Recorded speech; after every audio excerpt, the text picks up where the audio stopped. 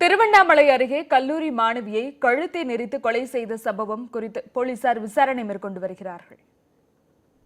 வந்தவாசியை அடுத்து சென்னாபுரம் கிராமத்தைச் சேர்ந்த பெருமாள் என்பவரின் மகள் ராஜேஸ்வரி தனியார் கல்லூரியில் பொறியியல் படித்து வருகிறார். வீட்டை விட்டு வெளியே சென்ற அவர் நீண்ட நேரமாகியும் வீடு திரும்பவில்லை.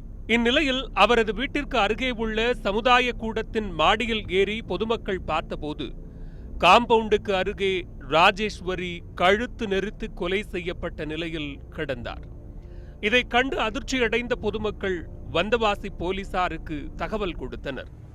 சம்பவ இடத்திற்கு வந்த வந்தவாசி காவல் துணை கண்காணிப்பாளர் பொற்செழியன் ராஜேஸ்வரியின் சடலத்தை மீட்டு பிரேத பரிசோதனைக்காக அரசு மருத்துவமனைக்கு அனுப்பி வைத்தார்.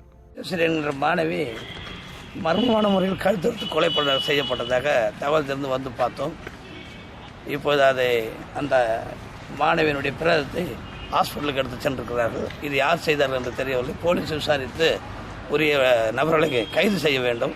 மாணவி ராஜேஸ்வரி எதற்காக கொலை செய்யப்பட்டார் என்ற விசாரணையில் போலீசார் இறங்கினர்.